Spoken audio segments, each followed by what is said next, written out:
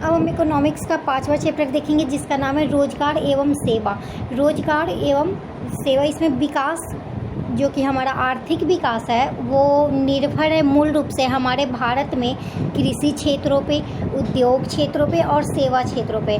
आगे की सेवा क्षेत्र के विस्तार के बारे में ही अभी हमें पढ़ना है। तो सेवा क्षेत्र सरकारी सेवा के अंतर्गत क्या क्या आते हैं, तो सैन्य सेवा, शिक्षा सेवा, रेल सेवा, बस सेवा, वायुयान सेवा, कृषि सेवा, स्वास्थ्य सेवा, अभियंत्रण, वित्त सेवा, बैंकिंग सेवा और अन्य सेवाएं।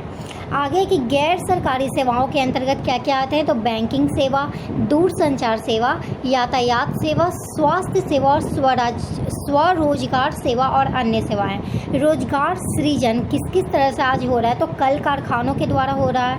आधारभूत संरचना विकास, और यहाँ पे कुछ कार्यक्रम के बारे में बताया गया है जो कि हमें हमारे रोजगार से संबंधित है, जैसे कि राष्ट्रीय नियोजन कार्यक्रम, काम के बदले अनाज, जैसे कि जो कि हुआ था 14 नवंबर 2004 को पारित हुआ था।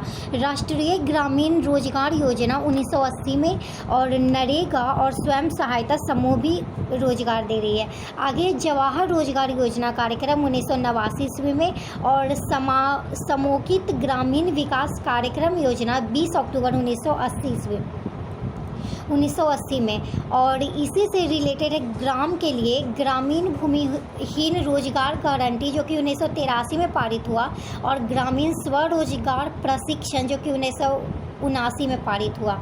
आगे भारत के बारे में पढ़ना कि भारत में इसका किस तरह से आज सेवा क्षेत्र का विस्तार है।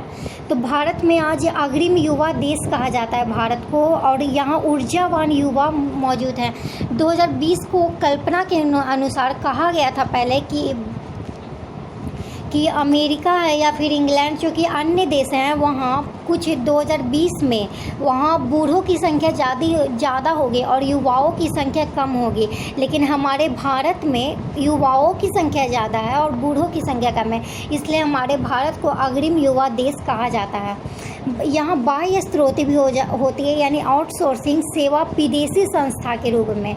आगे ध्वनि आधारित प्रक्रिया BPO जिसे हम कॉल सेंटर भी कहते हैं, वो भी आजकल बहुत ज़्यादा योगदान दे रहा है, जैसे कि अभिलाखन के लिए, बैंकिंग सेवा में, रेलवे सेवा में और संगीत रिकॉर्डिंग के लिए भी। उसके आगे पुस्तक शब्दांकन और चिकित्सा संबंधी परामर्श, शिक्षण एवं शोध कार्य भी अब सेवा में क्षेत्र में ही आते हैं। और बुनियादी सुविधा के बारे में बताया गया कि ये 2 प्रकार से हो सकती है, एक तो आर्थिक और एक गैर आर्थिक। तो बुनियादी सुविधा है क्या, तो ये आधारभूत संरचना है। तो आर्थिक में क्या क्या आते हैं, तो वित्त, ऊर्जा, यातायात और संचार।